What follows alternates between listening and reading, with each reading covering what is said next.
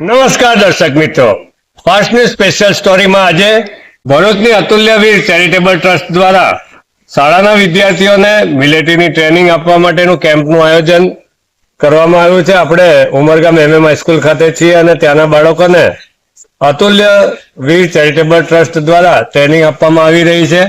મિલિટરીની ટ્રેનિંગમાં 23 જેટલી અલગ અલગ ટ્રેનિંગનો સમાવેશ થાય છે અને બાળકો દેશની સેવા અને મિલિટરીમાં રુચિ ધરાવે તે માટે અત્યારથી જ તેઓને મહત્વની જાણકારી તેમજ ફિઝિકલ ટ્રેનિંગ આપવામાં આવે છે. આપણે તેના સંસ્થાના પ્રમુખ પાસેથી કેમ્પ વિશેની વિસ્તૃત જાણકારી મેળવશું. Ajay Rajaram Dubey, commanding officer Atulyaveer charitable trust ભરૂચથી. અમે આજે 16 તારીખે MM હાઈસ્કૂલ ખાતે એક 12 કલાકનું મિની NDA જેવી ટ્રેનિંગ અમે ડિફેન્સ માટેની એક રાખીએ છીએ, જેમાં અલગ અલગ પ્રકારની ટ્રેનિંગ સમાવેશ થશે, જેમ adventure activities, rifle shooting, snake rescue, CPR અને ઘણી બધી વસ્તુ જે દેશ માટે અને પેટ્રોટિઝમ માટે બહુ કામ લાગશે. આજે અમારી જોડે કુલ 104 વિદ્યાર્થી જોડાયેલા છે, જેમાં 62 બોયઝ છે અને 34 આપણે ટોટલ ગર્લ્સ છે. એવી રીતે ટોટલ અમારું એમાં એક્ટિવિટીઝ ઘણી બધી વસ્તુ ચાલશે. હું આજે આભાર માનું છું MM હાઈસ્કૂલના જે મેન પ્રમુખ સાહેબ છે ઈશ્વરભાઈ બારી અને આચાર્ય શ્રી અલ્પેશ સરનો, કે જેમને અમે એક ખાસ સારી રીતે ઓપોર્ચ્યુનિટી આપી અને એક સારી એક જગ્યા આપી કે જ્યાં અમે સારી રીતે આ કેમ્પ રાખી શકીએ. જય હિન્દ. જે કેમ્પમાં જે બાળકો જોડાયા છે એમની એજ રિસ્ટ્રિક્શન કે એ બાબતે શું આપના એમાં નિયમ છે? એકચ્યુઅલી અમે દરેક જગ્યાએ ટ્રેનિંગ આપીએ છીએ ને, એમાં 6 to 12 સ્ટેન્ડર્ડ, 6 સ્ટેન્ડર્ડ થી લઈને 12મા ધોરણ સુધીનો અમે ટ્રેનિંગ આપીએ છીએ. એમાં ગર્લ્સ વધારે ઇન્ટરેસ્ટેડ હોય છે અને મોસ્ટલી અમે જેવા જઈએ છીએ તો બોયઝ બી આમાં ભાગ લઈએ છીએ, કારણ કે એ લોકોને મેં અત્યારે આવું બધું પરિસ્થિતિ આવી ગઈ છે કે દેશ માટે કંઈક તો કરવું છે, એટલે આ મેઇન વસ્તુ આવી ગયું છે બધી જગ્યાએ.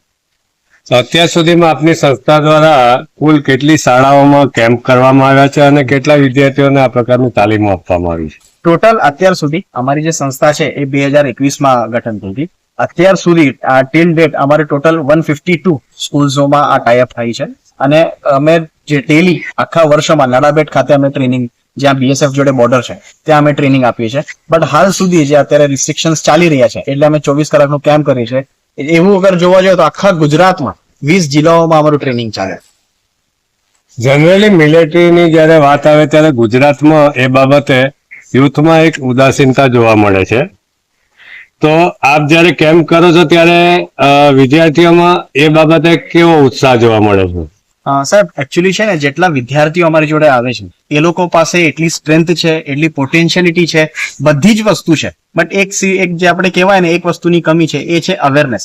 પ્રોપર માર્ગદર્શન અગર છોકરાઓને મળે, માર્ગદર્શનમાં કેવું કે કેટલી ફિઝિકલ સ્ટ્રેન્થ હોય છે, અગર NDA, CDS, SSB માં અગર જવું હોય તો કેવી રીતે, કઈ એજ લિમિટ છે, કેવું ક્રાઇટેરિયા છે, શું ભણવું છે, શું નહીં ભણવું, એ બધું એક ક્રાઇટેરિયા આપણે મિસિંગ છે ગુજરાતમાં. બાકી ટોટલ ગુજરાતમાં અગર આજે અમે કોઈ પણ જિલ્લામાં જઈએ તો છોકરાઓ એટલા બધા રેડી છે કે એની કોઈ હદ નથી, અને એ લોકો પાસે એટલી સ્ટેમિના બી છે.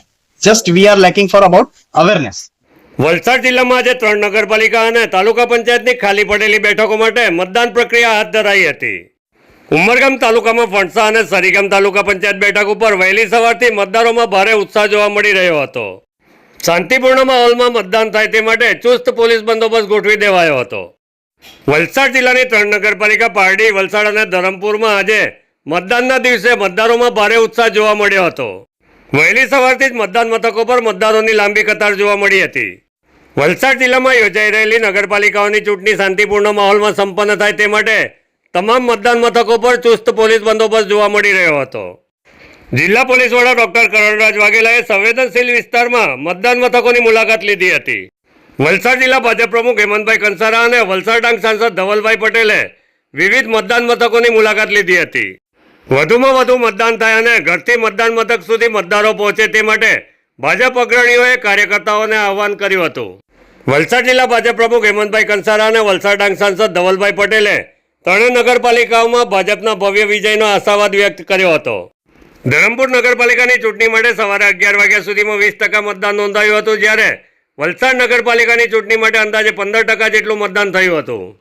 પારડી નગરપાલિકા વિસ્તારમાં મતદારોમાં ભારે ઉત્સાહ જોવા મળ્યો હતો. સવારે 11 કલાકે 21% જેટલું મતદાન નોંધાયું હતું.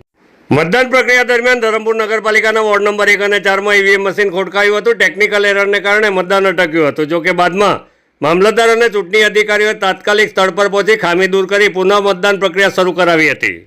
વલસાડ નગરપાલિકામાં 11 વોર્ડની 44 બેઠકો પૈકી 7 બેઠકો બિનહરીફ જાહેર થતા 37 બેઠકો માટે ચૂંટણી યોજાઈ રહી છે. જિલ્લાની 3 નગરપાલિકા, વલસાડ નગરપાલિકા, પારડી નગરપાલિકા અને ધરમપુર નગરપાલિકાની ચૂંટણી છે અને સાથે 3 તાલુકા પંચાયતોની પેટા ચૂંટણી છે. બધી જ જગ્યાએ ભારતીય જનતા પાર્ટીનું જે કાર્યકર્તાઓનું જે કેડર બેઝ પાર્ટી છે ને જે કાર્યકર્તાઓ જે મહેનત કરી રહ્યા છે એનાથી ખૂબ જ સારો માહોલ સમગ્ર જિલ્લાની અંદર બન્યો છે. જેમાં વલસાડ નગરપાલિકાની અંદર 27% ઉપરાંતનું 1 વાગ્યા સુધીનું મતદાન છે. ધરમપુરની અંદર 38% જેટલું છે. પારડીની અંદર પણ લગભગ 34-35% જેટલું મતદાન થઈ ગયું છે. કપરાડાની વાત કરું તો 50% ઉપરાંત 1 વાગ્યા સુધીનું મતદાન થઈ ગયું છે.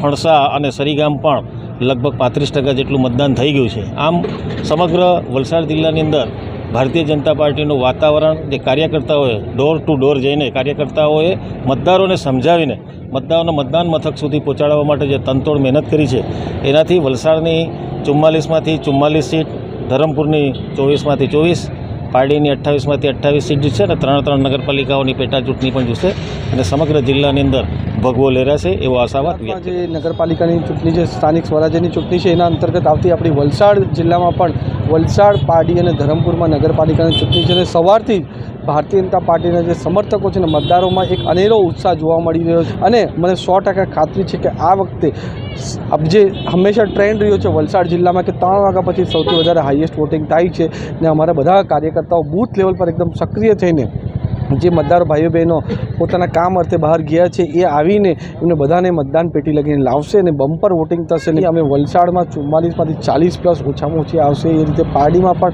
28માંથી 28 અને અમારા ધરમપુરમાં 24માંથી 24 સીટ આવશે. ને અમે સાથે લોકો સાથે મળીને અમારી જનચૂંટાયેલી પ્રતિનિધિને જે અમારી ટ્રિપલ એન્જિનની સરકાર છે, અમારી કેન્દ્ર સરકાર, રાજ્ય સરકાર, નગરપાલિકા સાથે મળીને આપણે વલસાડ, પારડી અને ધરમપુરનો ઉત્તર પ્રગતિ થાય એવું કામ અમે બધા સાથે સમગ્ર વલસાડ જિલ્લામાં પારડી નગરપાલિકા, ધરમપુર નગરપાલિકા અને વલસાડ નગરપાલિકા સાથે સાથે તાલુકા પંચાયતના 3 પ્લેસ ઉપર ચૂંટણી હાલ ચાલી રહી છે.